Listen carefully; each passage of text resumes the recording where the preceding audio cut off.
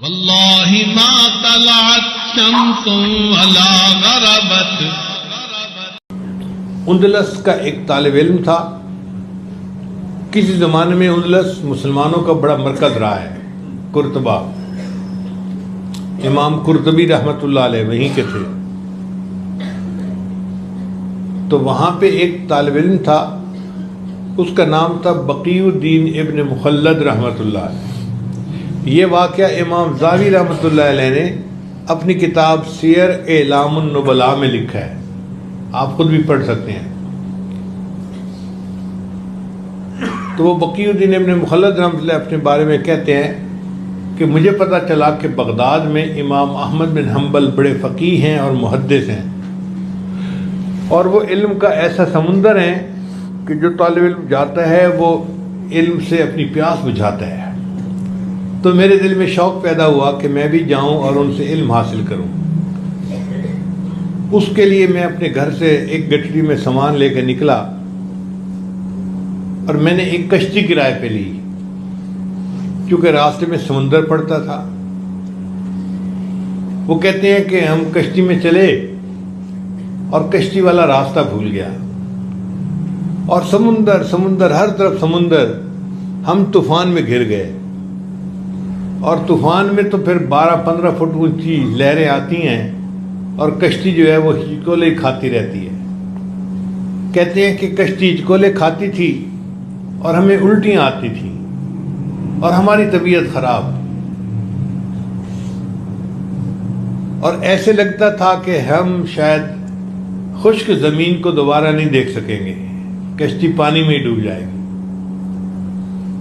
بڑے دنوں کے بعد بالآخر اللہ نے ہم پر مہربانی کی اور کشتی کنارے پر لگی. ہم نیچے اترے.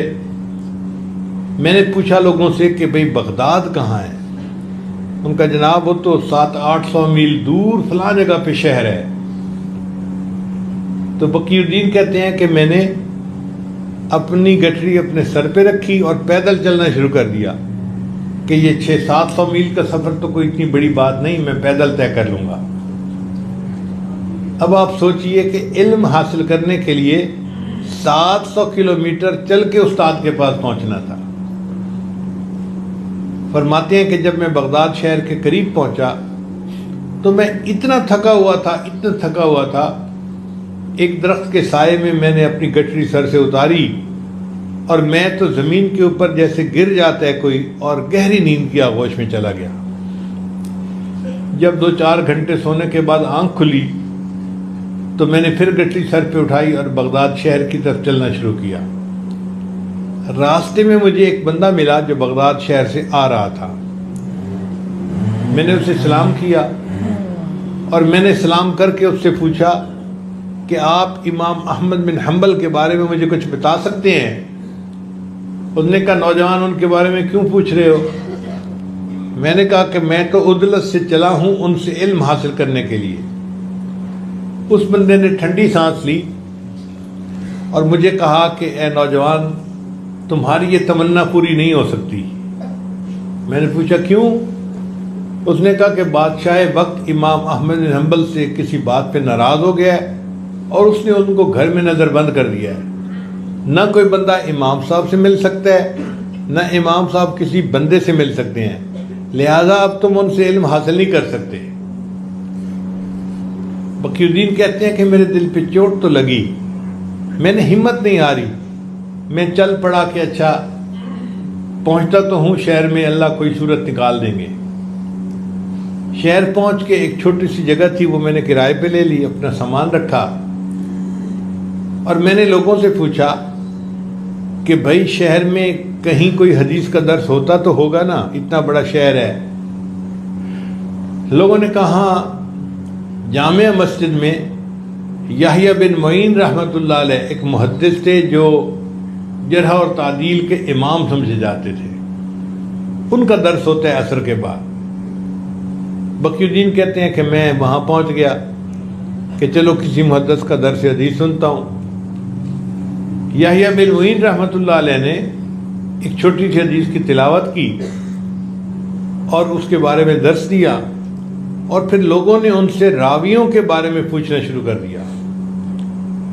وہ چونکہ اسماء الرجال کے فن میں امام تھے، ماہر تھے، ہر راوی کے حالات جانتے تھے، تو انہوں نے بتانا شروع کر دیا فلاں راوی ثقہ ہے، فلاں راوی ٹھیک نہیں ہے، فلاں ٹھیک نہیں ہے، فلاں ٹھیک نہیں ہے، فلاں ٹھیک نہیں ہے. تو بقی الدین کہتے ہیں کہ جب انہوں نے ایک بندے کو جواب دے دیا نا تو میں اٹھ کے کھڑا ہو گیا اور میں نے ان سے پوچھا جی کہ ہشام ابن عمار کے بارے میں آپ کیا کہتے ہیں؟ انہوں نے جواب دیا وہ ہشام چادر والے. میں نے کہا ہاں وہی. اس نے کہا وہ اتنے ثقہ ہیں کہ ان کے چادر کے نیچے تکبر بھی آ جائے تو ان کی ثقافت میں کوئی فرق نہیں پڑتا، تم ان سے حدیث کی روایت کر سکتے ہو. جب انہوں نے مجھے جواب دیا تو میں نے پھر دوسرا سوال پوچھنا چاہا، مگر جو قریب لوگ بیٹھے تھے نا انہوں نے میرا کرتا پکڑ کے کھینچا اور کہا کہ بھائی یہاں کا دستور یہ ہے ایک دن میں ایک طالب علم ایک سوال پوچھ سکتا ہے، اگر ایک ہی سارے سوال پوچھے گا تو باقی طلباء کا کیا ہوگا؟ اب آپ نے ایک سوال پوچھ لیا، بیٹھ جائیں. کہتے ہیں کہ میں نے رونا شروع کر دیا اور میں نے ان کو بتایا کہ دیکھو میں تو اتنی دور سے سفر کی مشقتیں اٹھا کے یہاں آیا ہوں اور مجھے اس ترتیب کا پتہ نہیں تھا، اگر پتہ ہوتا تو میں وہی سوال پوچھتا جو مجھے اصل پوچھنا تھا. لوگوں نے میرے اوپر ترس کھایا اور کہا کہ اچھا تم ایک سوال اور پوچھ لو. جب انہوں نے کہا نا کہ ایک سوال اور پوچھ لو تو میں نے یحییٰ بن معین رحمۃ اللہ سے پوچھا آپ امام احمد بن حنبل کے بارے میں کیا کہتے ہیں؟ کہتے ہیں کہ اس سوال کو سن کے پورے مجمع پہ خاموشی طاری ہو گئی، سانپ سونگ گیا پورے مجمع کو. لوگ سمجھتے تھے کہ بادشاہ وقت ان سے ناراض ہے، اس نے نظر بند کیا ہوا ہے، اور مجمع میں ان کے بارے میں سوال پوچھنا تو اپنے آپ کو عذاب کو دعوت دینے کے معنی دینا. میری بات سن کے یحییٰ بن معین رحمۃ اللہ نے اپنا سر جھکا لیا. وہ تھوڑی دیر خاموش رہے، پھر انہوں نے اپنا سر اٹھایا اور ایک ٹھنڈی سانس لی اور کہنے لگے کہ امام احمد بن حنبل تو امام المسلمین ہے. جب یحییٰ بن معین رحمۃ اللہ نے یہ کہا نا کہ امام احمد بن حنبل تو امام المسلمین ہے، میرے دل میں اور طلب بڑھ گئی کہ میں نے تو ان سے علم حاصل کر کے ہی رہنا ہے. مجلس ختم ہوئی تو میں نے ساتھ والے ایک بندے سے کہا بھائی مجھے امام احمد بن حنبل کا گھر دکھا دو. اس نے کہا نا بھائی نا، اگر پولیس کو شک ہو گیا نا تو تمہیں بھی کوڑے لگیں گے اور مجھے بھی لگیں گے، میں کیوں اپنے آپ کو تکلیف میں ڈالوں. میں نے کہا یار مجھے اپنے ساتھ لے چلو، اور جب امام احمد بن حنبل کے گھر کے قریب سے گزرنا نا تو آنکھ کے اشارے سے بتا دینا کہ یہ دائیں طرف یا بائیں طرف امام احمد کا گھر ہے. میں اس گھر کے دروازے کو پہچان لوں گا، پھر میں جانوں میرا کام جانے، بس آپ آگے چلے جانا. اس پہ وہ بندہ تیار ہو گیا اور اس نے مجھے امام احمد بن حنبل کے گھر کا دروازہ دکھا دیا.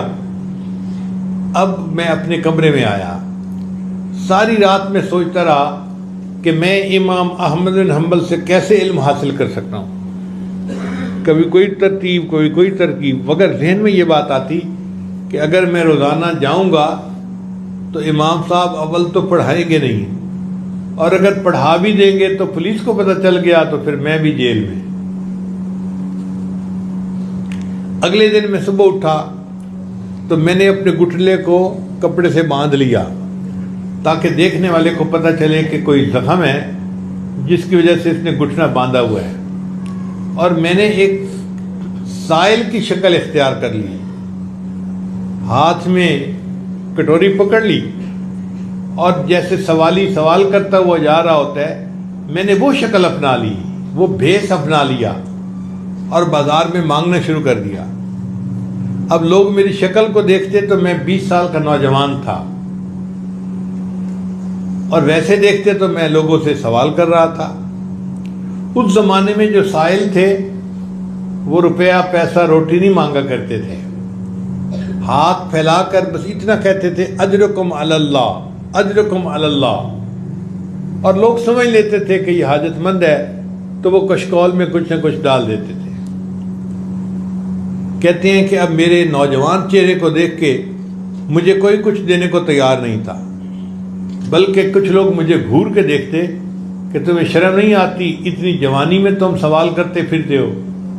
میں ان لوگوں کی گھوری ہوئی نظروں کو برداشت کرتا، ذلت کو برداشت کرتا اور بازار میں مانگتا ہوا چلا جاتا۔ پھر ایسے وقت میں جب لوگوں کی آمد و رفت کم ہوتی ہے، میں امام احمد بن حنبل کی گلی میں داخل ہوا اور میں نے امام احمد بن حنبل کے دروازے پہ جا کے بڑی دردناک آواز سے صدا لگائی، اجرکم علی اللہ، اجرکم علی اللہ۔ میری آواز میں اتنا درد تھا کہ امام صاحب سمجھ گئے کہ یہ بہت کوئی ضرورت مند حاجت مند ہے، تو امام صاحب نے اپنے گھر کا دروازہ کھولا اور ان کے ہاتھ میں کچھ پیسے تھے، سکے تھے جو وہ مجھے دینا چاہتے تھے۔ بقی الدین فرماتے ہیں کہ میں امام صاحب کے قریب گیا اور میں نے جا کر کہا کہ حضرت میں مال کا طلبگار نہیں ہوں، میں علم کا طلبگار ہوں، اور میں نے تو آپ تک رسائی حاصل کرنے کے لیے یہ بھکاری کا بھیس اپنایا ہے، ورنہ تو میں سنت کا متلاشی ہوں، مجھے آپ روزانہ پڑھا دیا کریں۔